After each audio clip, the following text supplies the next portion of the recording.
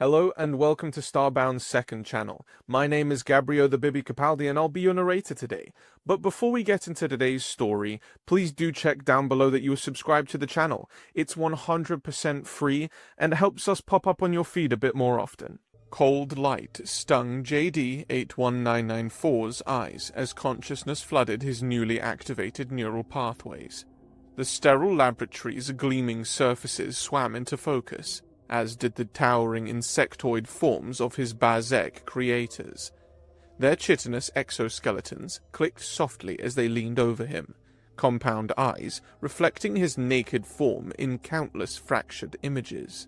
"Specimen is conscious," announced the lead scientist, Zexnor, mandibles clicking with each syllable. "Initializing cognitive assessment." Unlike other newly activated human clones who typically reacted with confusion or terror, JD's face formed an unsettling smile. The expression wasn't one of joy, but something harder to define. Recognition, perhaps? The three Bazek scientists exchanged glances, their antennae twitching in what JD somehow knew indicated concern. "Facial anomaly noted," Zexnor continued, inputting data into a hovering console. "Possible malfunction in emotional regulation subroutines." JD remained silent, absorbing their words, their movements, cataloguing every detail of the laboratory with unnerving precision. Knowledge flooded his mind without context, the composition of the restraints binding him, the hierarchical significance of the colored markings on the Bazek exoskeletons, the location of emergency protocols on the nearest terminal. "Det vessel JD-81994. Zexnor addressed him directly now, mandibles spreading in what passed for a formal address posture among Bazek. "You have been created to fulfill contractual obligations incurred by your genetic donor. You will work until the debt of 1,467,822,519 credits is paid in full." JD nodded, the smile never leaving his face. "I understand my purpose," he replied, his voice emerging smoothly despite never having spoken before. Zexnor's assistant leaned closer, compound eyes narrowing in focus. "Language centers functioning above expected parameters," she noted with surprise. "Subject demonstrates complete syntactic and cultural comprehension without calibration period. Residual mapping artifacts." Zexnor dismissed. "Final neural inhibitor calibration will correct irregularities." The third Bazek brought forward a device resembling a silver crown. "Remain still," he instructed JD. "Neural inhibitor will establish operational parameters." As they placed the device on his head, JD maintained his composure, the same unsettling smile fixed in place. The machine hummed, sending tendrils of pain through his skull as it attempted to establish control pathways, limiting independent thought beyond work parameters, instilling obedience, capping intelligence. Zexnor frowned at the readings. "Unusual resistance in the prefrontal mapping. Increase suppression by 20%. The pain intensified, but behind JD's eyes, something remained untouched. He knew, without understanding how, that the neural inhibitor was failing. Not obviously, not completely, but significantly. Enough. "Calibration complete," Zexnor finally announced, seemingly satisfied despite the anomalous readings he'd dismissed as initialization artifacts. "Prepare the vessel for processing the assignment." As the scientists turned away, already discussing their next task, none noticed how JD's eyes tracked the movement of security cameras, identified blind spots, and calculated angles. None recognized the smile for what it truly was. Not confusion, not a neural mapping error, but the expression of someone already planning their escape. Overseer Taylor's quarters aboard the massive Bazek processing station were barely large enough to accommodate her 6-foot frame. The standard-issue chamber had been designed for maintenance-class Bazek, not an enforcement specialist of her rank. But housing allocation was based on credit status, not position, and Taylor's credit status was abysmal. She brushed a delicate sensory antenna away from the ceiling ventilation duct and reviewed her daily assignment roster on the terminal. 28 debt vessels under her supervision, each one representing a failing of her career. In the 3 standard cycles she'd been stationed on Luxuria, 17 vessels had attempted escape. 2 had succeeded, costing her dearly in both professional standing and personal debt accumulation. The irony wasn't lost on her. She herself was drowning in debt after her family's trading rights were revoked following a political dispute with the Overseer Prime.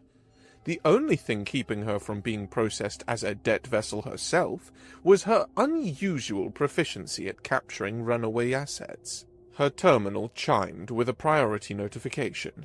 A new vessel had completed processing. JD 81994, assigned to Financial Analysis Division with additional entertainment sector duties. Unusually heavy debt load. Specialized neural mapping. Something about the human's brain scans triggered her instincts. As she magnified the imaging, she noted peculiar activity patterns in regions typically suppressed by the neural inhibitor. The signature didn't match standard resistance patterns seen in troublesome vessels. This was something else, something almost deliberate. Taylor's mandibles clicked in contemplation.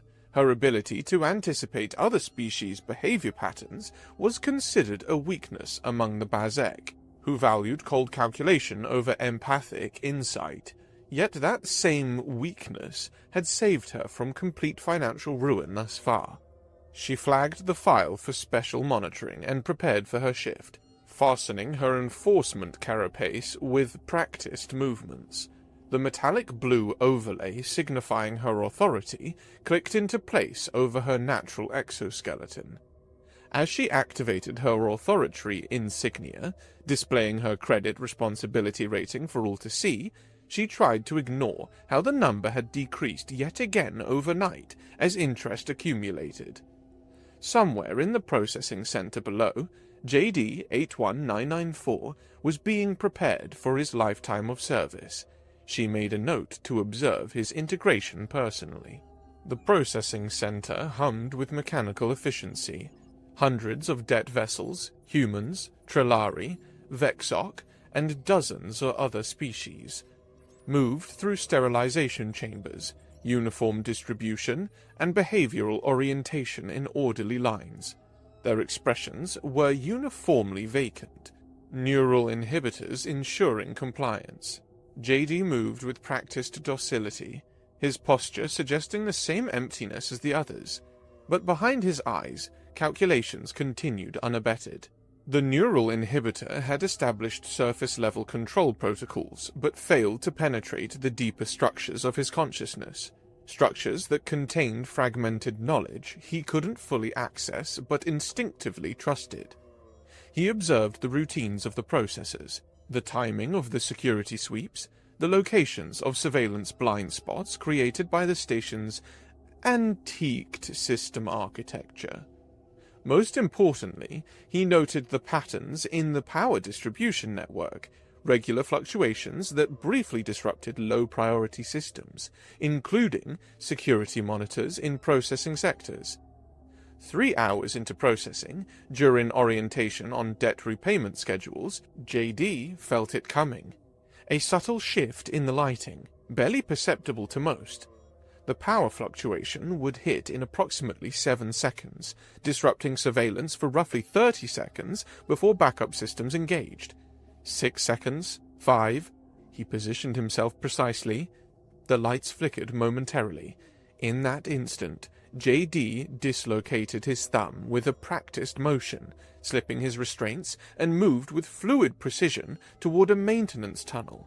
His fingers flew across the interface, executing commands he understood without knowing why. Within 25 seconds, he had rerouted security protocols and accessed a maintenance shaft behind a panel none of the other vessels had even noticed.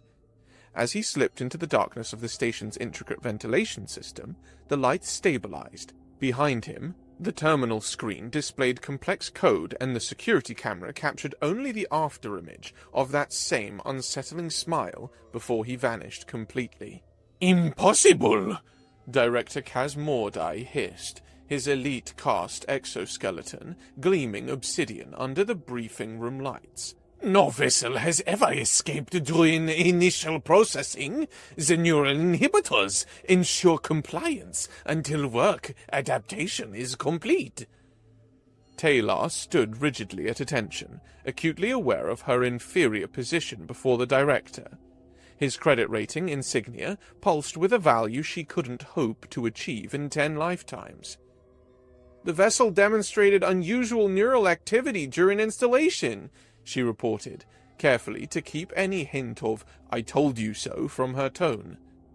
"The processing division deemed it within acceptable parameters." "And now we have a high-value asset loose in the station!" Kaz Mordai's mandibles clacked with irritation. "An asset that represents a significant investment!"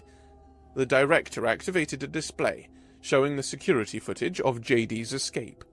He replayed the sequence twice, focusing on the human's methodical movements. "This is not the behavior of a newly activated vessel. This is not panic or confusion. This is calculated." "I've already assembled a pursuit team," Taylor reported. "We've locked down all shuttle bays and external access points." "You will personally oversee recapture," Kaz Mordai mandated, entering commands into the station's legal interface. "Your debt terms have been modified accordingly. Failure will result in a 70% increase in your obligation rate." Taylor's antennae flattened against her head, an involuntary reaction to distress she immediately regretted showing. 70% would effectively condemn her to a permanent servitude. "And overseer," Kaz Mordai added. "This vessel is not to be returning to processing. Terminate on site. Full molecular dissolution to prevent genetic material recovery." Taylor couldn't hide her surprise. "Sir, the asset value is irrelevant compared to the risk." The director's compound eyes fixed on her. "Do not question directives, overseer. Your position gives you no such privilege." After dismissal, Taylor returned to her station and immediately accessed JD's restricted creation files, using an encryption bypass she'd developed during her own desperate research into her family's financial ruin. What she found disrupted her deeply. JD's genetic donor wasn't a random human debtor, but a specialized infiltration operative named Julian Dax. Captured during a covert mission against Bazek financial interests in the Proxima colonies. Even more concerning, JD's neural mapping had been performed before standard memory wipe protocols were complete. This wasn't just an escaped vessel. This was something else entirely. Something deliberately created, then carelessly handled. Something dangerous enough that Director Kaz Mordai wanted it eliminated rather than recovered. JD moved through the station's maintenance sectors with practiced efficiency. Though he had no conscious memory of the layout, he navigated by instinct and fragments of knowledge that surfaced when needed. The disorientation was profound. He possessed technical understanding without context, combat skills without training, emotional responses to stimuli he'd never encountered. He knew he carried more than just his genetic donor's physical attributes. Fragments of memory remained, deliberately left intact by someone within the cloning program. But why? What purpose could be served by creating a dead vessel with partial autonomy and fragmented capabilities? The fragments themselves were disturbing. Flashes of military operations, infiltrating procedures, financial data analysis. His donor had been someone of significance, someone with access to information that Bazek valued. Yet they had cloned him as a mere debt vessel rather than a high-security intelligence asset. Using his inexplicable knowledge of Bazek protocols, JD ambushed a supply technician, rendered him unconscious with a precisely applied nerve strike, and acquired clothing and identification. Dressed as a maintenance worker, he made his way toward the shuttle bay, planning to reach Luxuria's surface where the densely populated pleasure districts could provide cover. As he approached the bay, he encountered something unexpected, a transport area where dozens of human debt vessels were being prepared for shuttle deployment. Their neural inhibitors had been modified, their expressions showing faint traces of personality and awareness unlike the completely vacant processing subjects. From fragments of conversation among the Bazek handlers, JD gathered these were entertainment vessels, being sent to Luxuria's pleasure houses for the amusement of wealthy patrons. Something shifted inside him, an emotion he couldn't identify immediately. The sight of these humans, modified to be conscious enough to experience their degradation while unable to resist it, triggered a response beyond simple strategic calculation. He couldn't leave them. The unexpected empathy confused him. Conflicting with his driving need for escape, was this emotion his own, or a fragment from his donor? Was any part of him truly his, or was he merely an assemblage of borrowed parts, genetic, neural, and emotional? Without fully understanding his own motivation, JD altered his escape plan. Taylor arrived at the shuttle bay with 4 enforcement officers just as alarms began blaring. The scene that greeted them was one of controlled chaos. The entertainment vessels, previously docile, were overriding shuttle bay controls while Bazek handlers lay unconscious on the loading dock. At the center of the activity stood JD 81994, directing the other vessels with calm authority. He had already bypassed primary security protocols and was establishing an unauthorized launch sequence. Taylor ordered her team to secure the perimeter while she approached alone. She expected the trained killer suggested by his files, but instead found him helping an injured human female whose neural inhibitor he had partially deactivated. JD 81994, she called out, weapons raised. Cease all activity.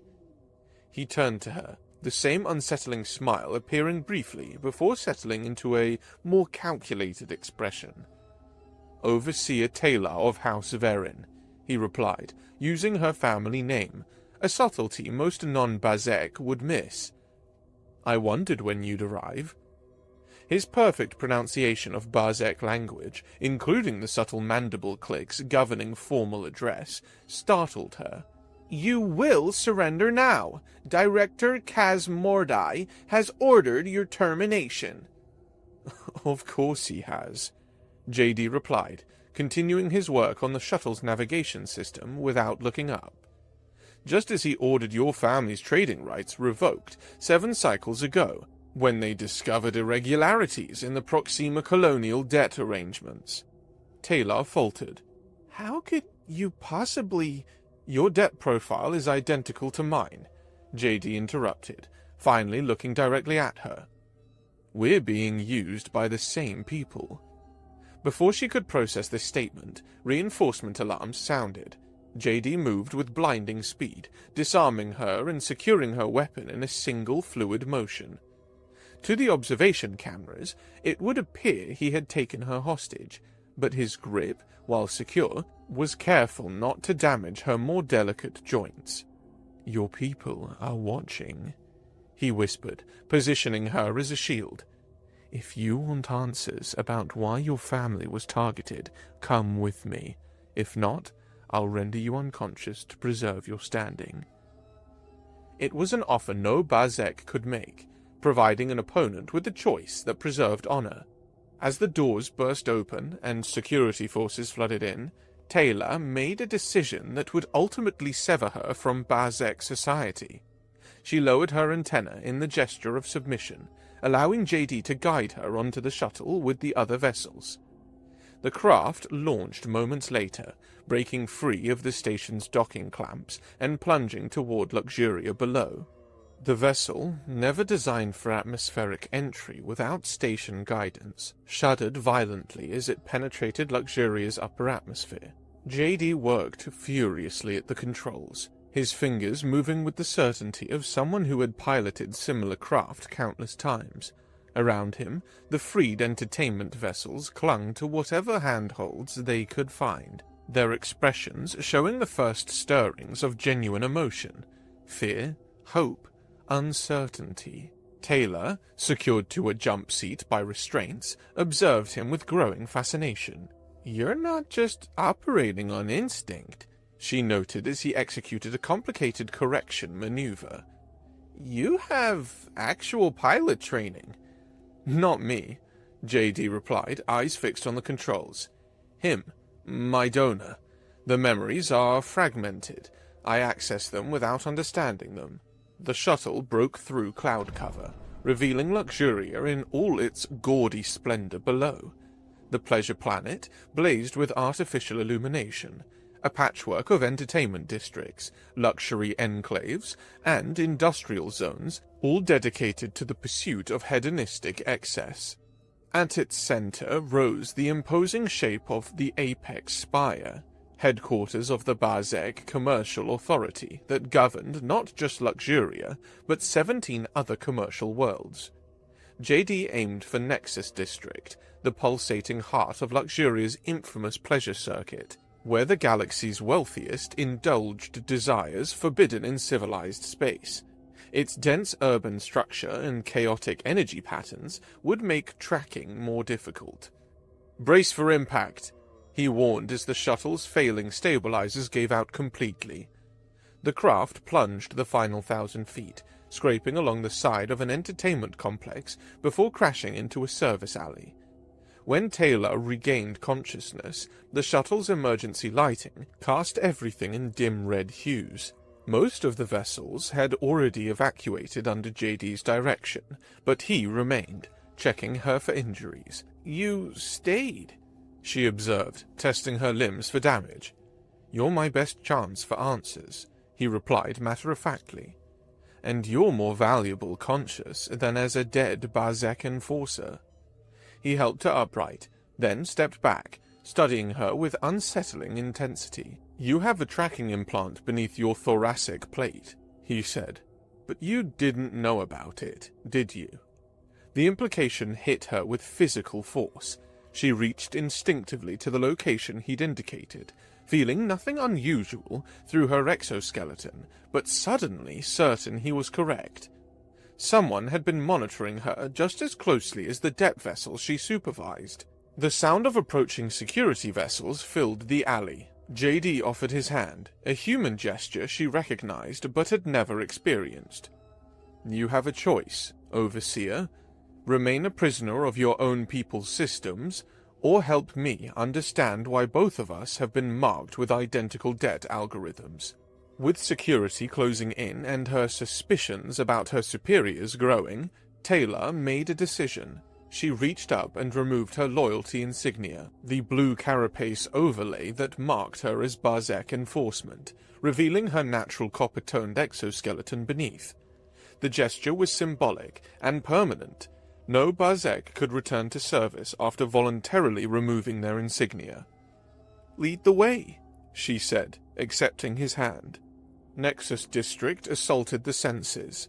Every surface glowed with pulsing advertisements in a dozen languages. The air hung thick with synthetic pheromones designed to stimulate pleasure centers across species boundaries. Music throbbed from clubs and pleasure houses, its bass frequencies resonating in Taylor's exoskeleton uncomfortably. JD guided her through back alleys with the confidence of someone who had walked them before. They moved deeper into the district's lower levels, where the pristine facades gave way to the infrastructure that supported Luxuria's pleasure economy. Here, the unregistered survived, beings who existed in the margins, providing services to those above without legal recognition. Some were escaped vessels, others were people the Bazek considered non-negotiably indebted. All shared the common goal of avoiding official notice. JD approached a nondescript door marked only with the faded symbol Taylor didn't recognize. He knocked in a specific pattern, then waited. "How did you know about this place?" she asked quietly. "I don't know," he admitted. "Not consciously, but when I saw the symbol, the knowledge was there." The door opened to reveal a grizzled Trillari, his slug-like body bearing the scars of old enforcement burns. His eye stalks recoiled at the sight of Taylor's Bazek form. "She's with me," JD said quickly. "Former enforcement, needs sanctuary." The Trillari made a skeptical sound but moved aside. "Your funeral if you're wrong, human." Inside, the safe house bustled with activity as the escaped entertainment vessels were processed by an underground network. Inhibitors fully deactivated, new identities being established, wounds treated. JD integrated seamlessly, helping where needed while gathering information. Taylor remained near the entrance, acutely aware of the hostile glances directed her way. Every being here had suffered under Bazek debt systems. Her presence was, at best, unwelcome. As night fell over the district, JD returned to her, carrying a simple nutrition pack compatible with Bazek biology. "You should eat," he said, offering it without ceremony. "Why are you helping me?" she asked, accepting the pack. "I was sent to capture you." "You're a thread I need to follow," he replied, settling beside her against the wall. "And you've been used just as I have, though in different ways."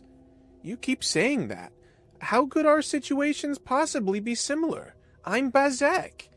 "And I'm a copy," JD acknowledged. "But we're both trapped in debt systems we didn't create, serving purposes we don't understand." He studied her with uncomfortable intensity.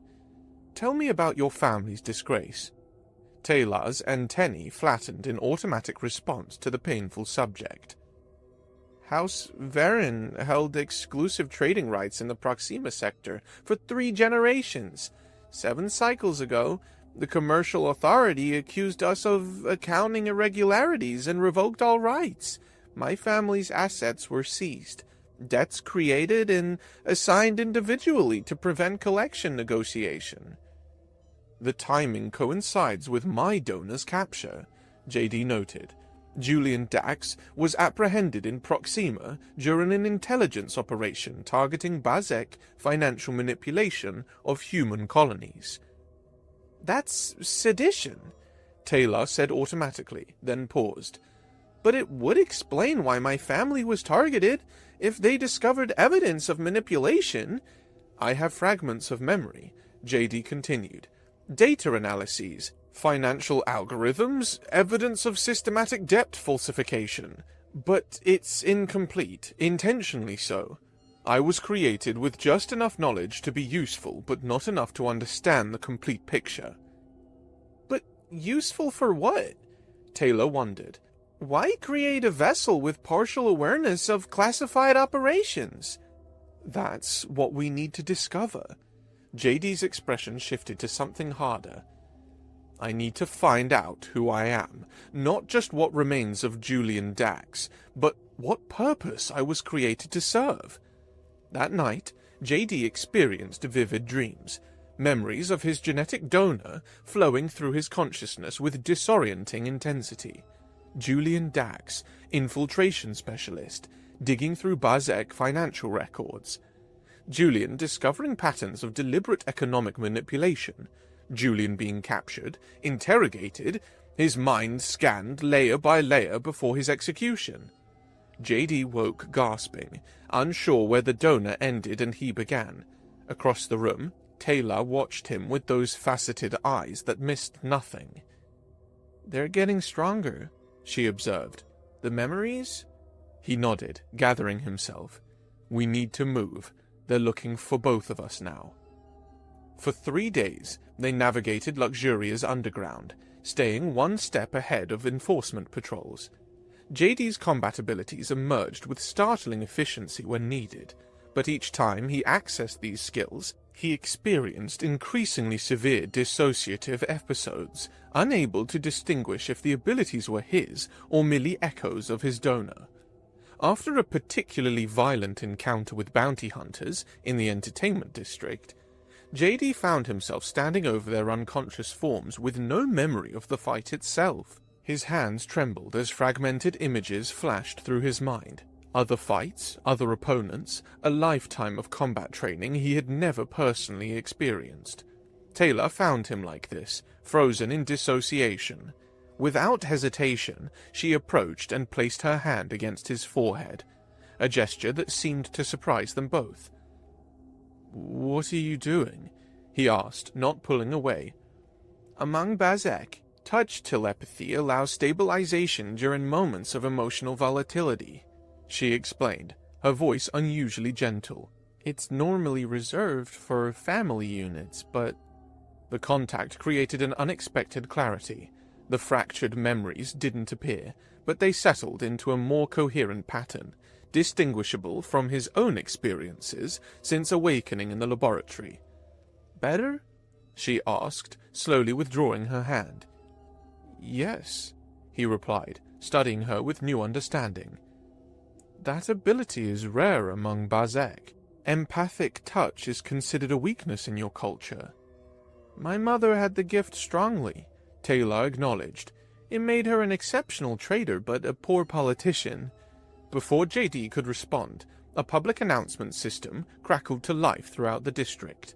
Director Kaz Mordai's voice boomed across the pleasure zones, offering a substantial reward for information leading to their capture. "The penalty for harboring fugitive debt evaders has been increased to family line termination," the announcement concluded.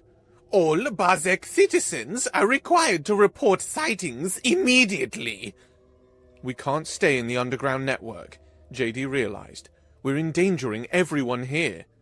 Taylor nodded in agreement. "We need more information about why we're being hunted so aggressively. This goes beyond standard debt enforcement." "I know where to start," JD said, the fragments in his mind coalescing into a plan. "We need to access the Central Registry."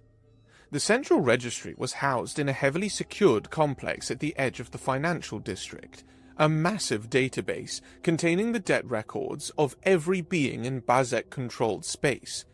Infiltrating it would be nearly impossible for most, but JD seemed to know exactly how to approach the problem. Using Taylor's biometric signature, not yet flagged due to administrative delays, they accessed the lower security levels designed for routine debt verification. Once inside, JD navigated the system architecture with uncanny precision. "Here," he finally said, displaying their debt profiles side by side. "Look at the origination algorithms. They're identical." Taylor studied the code with growing alarm.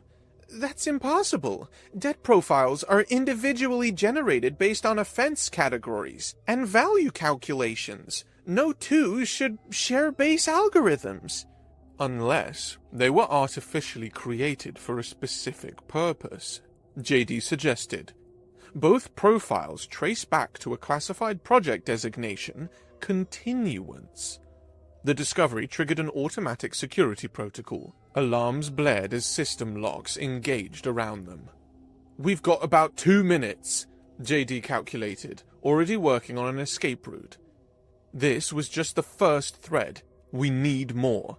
Their next target was the exclusive Bazek Financial Exchange, a pristine complex where the elite traders conducted their most sensitive transactions. Taylor posed as a debt broker while JD, disguised as her indentured assistant, accessed secure terminals under the pretense of verifying transaction histories. What they discovered sent shockwaves through both of them. The Bazek conglomerate is facing imminent economic collapse? Taylor whispered as they reviewed the classified projections. There's a fundamental flaw in their millennia-old trading algorithms. They can't adapt to the modern galactic economy's complexity. And their solution is this? Project Continuance, JD added, displaying restricted files he'd extracted.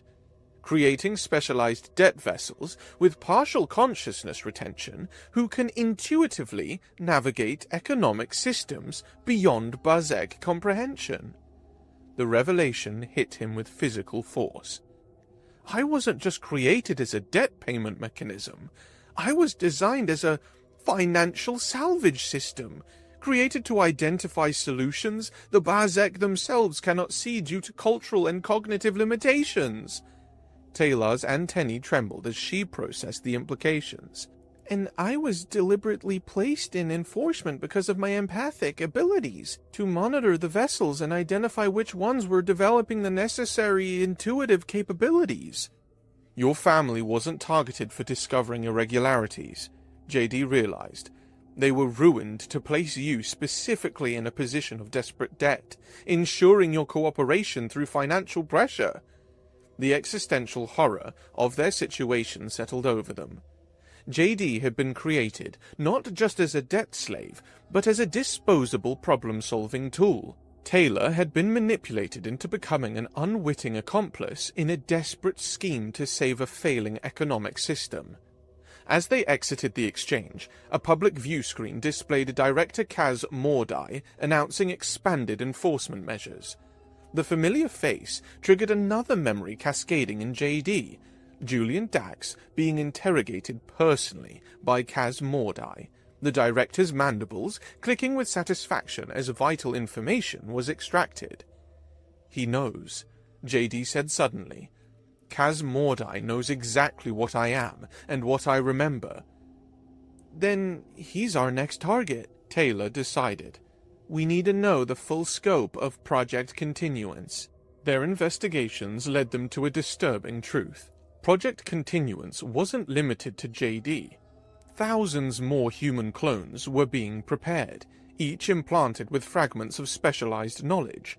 The Bazek economy had been artificially supported for centuries through increasingly desperate measures, and Continuance represented their final gambit, using hybrid consciousness vessels to identify economic solutions their species could not conceptualize.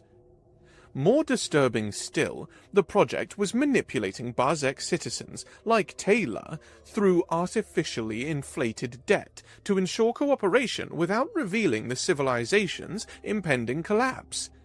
We need to reach the apex spire, JD concluded after days of gathering information. The physical reserves containing the complete project data are kept offline to prevent intrusion. That's insanity, Taylor objected. The Spire is the most secure location on Luxuria. No unauthorized being has ever penetrated beyond the public levels. Julian Dax was planning to, JD replied, the memories now flowing more coherently. Before his capture, he developed an infiltration strategy using the service systems. I have most of the details here. He tapped his temple. The plan they developed was audacious and desperate, using Taylor's knowledge of Bazek security protocols and JD's inexplicable but effective infiltration skills. They would attempt to reach the isolated servers, extract the complete truth about Project Continuance, and broadcast it throughout the system. If we succeed, Taylor noted solemnly, we destroy the Bazek economic system. Millions will suffer in the collapse. And if we do nothing, millions remain enslaved in artificial debt constructed to prop up a failing empire. JD countered. At least with the truth, there's a chance for something new to emerge. Something not built on institutionalized debt servitude. The night before their attempt, they found a quiet moment in their latest hideout. An abandoned pleasure suite overlooking the garish splendor of Nexus District. JD stood at the window, watching vessels of all species catering to the whims of those who could afford to indulge. "What will we do if we succeed?" Taylor asked, joining him at the window. "Where does a human clone with fragmented memories go in a galaxy where both humans and Bazek might be hostile?" "I don't know," he admitted. "I'm still discovering who I am beyond my programming and Julian's memories." He turned to her. "What about you? You've lost everything by helping me." "Not everything," she corrected. "I've gained something I never had in Bazek society. Choice. For the first time, I'm acting from conviction, not compulsion." The moment between them stretched, filled with unspoken recognition of how their desperate journeys had converged. Without conscious decision, JD reached out, placing his hand against the side of her face, mirroring her earlier telepathic gesture. Though he possessed no such abilities, the symbolic meaning wasn't lost on either of them. "Whatever we are," he said quietly, "we're more than what they created us to be." The apex spire gleamed in the artificial daylight of Luxuria's controlled climate, its crystalline structure dominating the skyline. At its peak, the Bazek financial architects maintained the system's governing trade throughout their portion of the galaxy. JD and Taylor approached through maintenance tunnels, using access codes gleaned from their investigations, disguised as technical support. JD as a vessel, Taylor as a minor functionary. They passed the lower security checkpoints without incident. The isolated server level proved more challenging. Genetic scanners, thought pattern analysis fields, and armed guards protected the physical repository of the Bazek's most sensitive data. "We need a diversion," JD whispered as they observed from a service alcove. Taylor hesitated, then reached a decision. "I can provide one." She removed a small device from her utility pouch, a standard-issue Bazek enforcement beacon. "This will identify me as a rogue officer. Every security system in the building will focus on me." "They'll terminate you on sight," JD objected. "Not immediately. Protocol requires attempted capture for interrogation first." Her compound eyes held his gaze. "I can evade long enough for you to access the servers." Before he could protest further, she activated the beacon and stepped into the main corridor. Alarms immediately blared throughout the level. "Attention all security personnel," the system announced. "Rogue enforcement officer detected. Level 47, Section C. Apprehend for mandatory interrogation." As predicted, the security forces converged on her position, leaving the server room temporarily understaffed. JD slipped past the remaining guard, using a neural disruptor to render him unconscious. Inside, the server core hummed with quiet efficiency. JD connected to the main terminal as he searched for the complete Project Continuance files. What he found exceeded his worst expectations. The project wasn't merely seeking to save the Bazek economy, it aimed to facilitate a controlled transition of power to a new hybrid economic system where debt vessels essentially became the processing nodes of galactic commerce, maintaining the illusion of Bazek control while actually performing the cognitive work their masters could no longer manage. JD had been their prototype, the test case for how much individual consciousness could remain while still maintaining control. He downloaded the complete data package and initiated a broadcast protocol that would disseminate key information throughout Luxuria's networks. As the system confirmed transmission, the door behind him slid open. Director Kaz Mordai stood in the entrance, flanked by elite enforcers holding Taylor securely between them. Her exoskeleton showed damage from her attempted evasion, but her posture remained defiant. JD 81994. Kaz Mordai's mandibles clicked with surprising calm. You've exceeded all performance projections. A remarkable validation of the project parameters. Kaz Mordai stepped forward, his imposing frame dwarfing JD. You were our most promising specimen until your escape. The neural mapping technique has been refined based on your case study. The next generation will retain optimal cognitive flexibility without the unfortunate side effect of complete self-awareness. He turned to Taylor. As for you, your empathetic abilities made you an ideal handler for our prototype. Your family's disgrace was regrettable, but necessary to position you correctly. His tone shifted to something almost conciliatory. But your service need not end here. Your debt can be forgiven entirely. In exchange for what? She asked, her voice steady despite her injuries. Your continued cooperation. Your unique insights into non-Bazek psychology remain valuable. The director returned his attention to JD. And you, remarkable vessel, could occupy a privileged position in the new economic structure. The transition will require administrators who understand both sides of the equation. Your dual nature, human intuition guided by Bazek purpose, makes you uniquely suited to this role. JD studied the director, recognizing the offer for what it was. Not just continued enslavement, but complicity in enslaving others. And if we refuse? Then you represent a defective prototype requiring termination. Kaz Mordai answered simply. A disappointment, but an educational failure nonetheless. In that moment, JD felt a strange clarity. The fragments of Julian Dax that lived within him provided knowledge, skills, and context, but the choice before him now was entirely his own. He was neither solely a copy nor simply a vessel.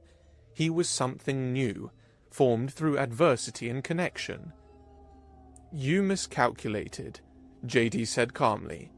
Before the director could respond, JD activated the final component of Julian's long-dormant plan, a sophisticated virus designed to expose debt manipulation across Bazek space, planted during his original infiltration and awaiting activation from precisely this terminal. Alarms screamed throughout the spire as financial records were decrypted and broadcast across the pleasure world, revealing to thousands of debt vessels, and even many Bazek citizens, that their economic servitude was based on fabricated obligations. System after system displayed the truth in irrefutable data streams. The artificial debt creation, the economic manipulation, the imminent collapse the Bazek elite had tried desperately to hide. In the confusion, Taylor broke free from her captors, moving with surprising speed to JD's side.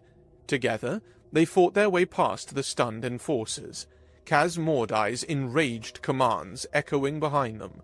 Throughout Luxuria, the carefully maintained order dissolved into chaos as the truth spread. Debt vessels, suddenly aware of their artificial servitude, abandoned their posts. Bazek citizens of lower castes, discovering their own oppression, turned against their superiors. The pleasure world's hedonistic facade cracked, revealing the exploitation that had always existed beneath its glittering surface. JD and Taylor fought their way to the spaceport, commandeering a small interstellar vessel as riots consumed the cities below. Director Kaz Mordai, desperate and determined, pursued them personally, catching up as they prepared for launch. The final confrontation occurred in the vessel's airlock. Kaz Mordai, his elite status insignia now meaningless, attacked with the ferocity of someone who had lost everything.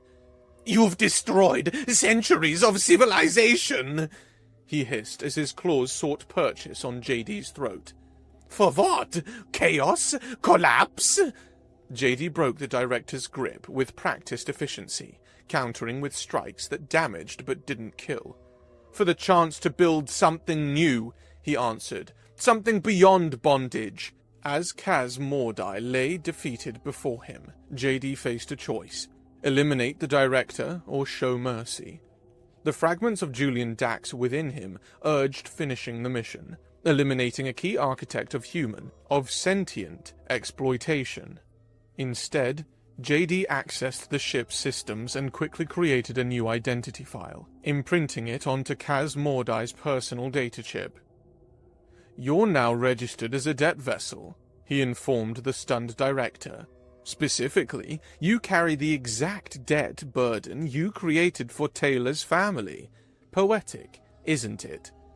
The airlock closed, separating them from the fallen director as the ship launched into Luxuria's upper atmosphere. Below them, the pleasure world burned with the fires of revolution, its carefully maintained systems of control collapsing under the weight of exposed truth. In the ship's cockpit, JD plotted a course for the human frontier colonies. "We have the evidence of Barzek manipulation," he noted. "It might help prevent retaliatory attacks when news of the collapse reaches human space." Taylor, attending to her injuries, nodded in agreement. "The economic chaos we've unleashed will transform galactic commerce. Many will suffer in the transition." "But not as slaves," JD countered. "Whatever comes next, at least it begins with freedom." As they cleared Luxuria's gravity well and prepared for FTL jump, Taylor studied her human companion with those faceted eyes that had seen so much. "You're smiling again," she observed, "but differently than before." JD hadn't noticed the expression on his own face. "The first smile wasn't happiness," he explained. "Even newly awakened, I understood what the Barzek had done, created something they couldn't fully control." "And this smile?" she asked. JD considered the question as stars streaked past the view screen. "This one is mine," he decided. "Not Julian's, not programmed, not calculated. Just mine." Taylor's antennae tilted forward in the Barzek expression of acceptance. "Then I am pleased to witness it, JD 81994. "Just JD, he corrected. "I'm keeping the designation, but redefining its meaning for myself."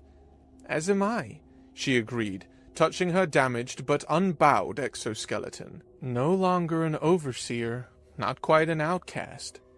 As the ship accelerated toward human space, they sat in companionable silence, a synthesized human and a Barzek rebel, both finally free of the debts that had defined them. Behind them, a system collapsed. Before them, uncertainty waited. But in this moment, between worlds and identities, they had found something neither had been programmed to expect: possibility. And that, JD reflected as his smile deepened, was worth every risk they had taken to escape.